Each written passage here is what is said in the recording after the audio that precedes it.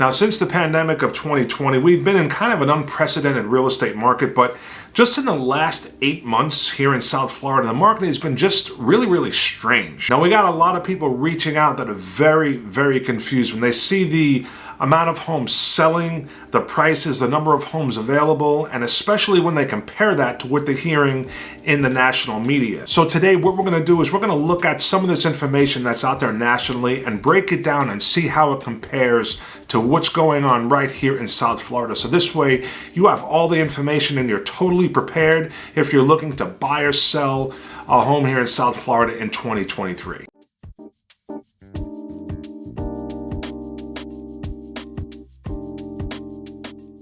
Now, there's a bunch of different articles and publications out there, and one of the predictions for the real estate market is that housing inventory is going to rise. Now, if you check out this chart here from the Florida Realtors, you can see that although active inventory is up by a huge margin, new listings, so brand new listings hitting the market, are down 19%. Pending sales are down 13%, and the number of homes sold is down 29% from the same time a year ago. So this is very interesting to see that active inventory is up by a huge margin, but the new listings coming on the market are much lower. So let's just kind of keep an eye on this one and see how this affects the market heading down further in 2023. Now, another prediction out there nationally is that interest rates will continue to rise. Now, interest rates, historically, if you look back going even 40, 50 years, the average interest rate over that period of time is between 6 and 7%, and that is exactly where it is right now. So there's an article out by Yahoo which is very interesting. Now, if you look at the article here, it says rates will continue to increase. Also, buyers will warm or get used to the higher rates. Now, over the last 40 years, the average mortgage rate is 7%. People will realize we were spoiled with unsustainably low rates and will continue to become less nervous about buying under current interest rates. Now, I definitely agree with this, that buyers are starting to and definitely will become more used to rates being where they are right now because it's kind of normal. The article also closes here with saying one way to think about this is if you were renting, you paid 100% interest rates. So once mortgage rates start to become consistent, renters will choose to buy, and sellers who are on the fence will finally put their homes on the market. Now, another prediction out there nationally is that incentives will kind of flip to the buyer's side. Now, since COVID, especially 2021 and part of 22, the early part of 2022, sellers had all the leverage when it came to negotiations. So buyers had to give up all kinds of contingencies. They had to waive appraisals, inspections, offer free leasebacks, just about anything they could do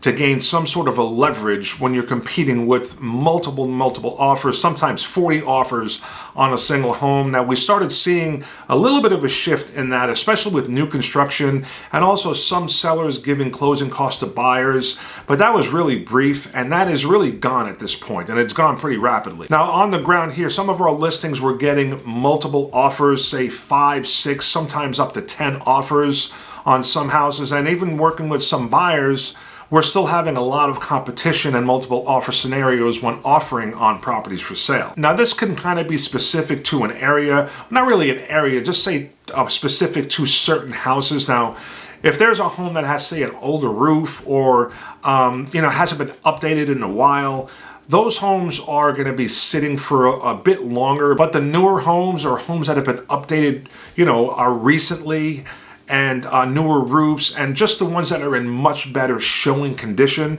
those homes are going to have multiple offers and they're going to be gone pretty quickly. So nothing has really changed as far as that, but we are seeing a lot of homes that are not or don't fit that category sitting for a lot longer. And last year, the beginning of last year and 2021, those homes would have been gone immediately as well, but those are starting to sit. And another prediction we've been hearing nationally is prices will decrease. So you've been hearing this everywhere. So last year at this time, the median sale price was $528,000, and right now the median sale price is $552,000. So that is an increase, not a decrease. And that's really kind of strange when you consider the inflation and the rising interest rates and everything going on throughout the world and the economy, you would think that prices would be going down and decreasing, but they're not. They're going up, especially here in South Florida. So we're really not seeing this at all throughout South Florida as far as price decreases, maybe in some specific instances like I mentioned.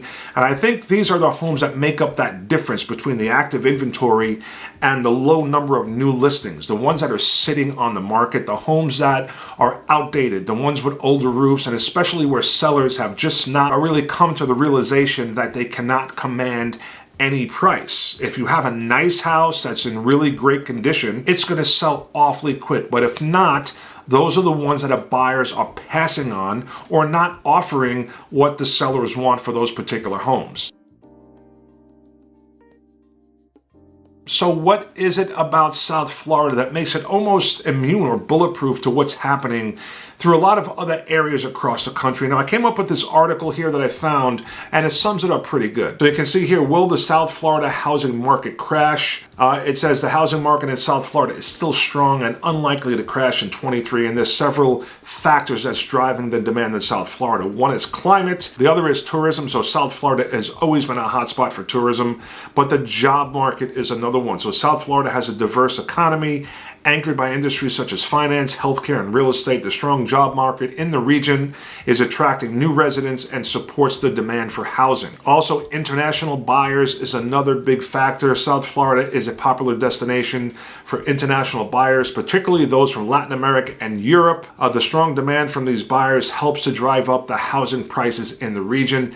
Demographics: South Florida's population is growing and expected to continue to grow in the future, which is a driver for housing demand. Additionally, the increasing population of retirees in the area is also driving demand for housing. And the article closes here with the bottom line: we're not seeing any major price decline or crash in the South Florida housing market just yet. The current supply of homes in South Florida still favors sellers.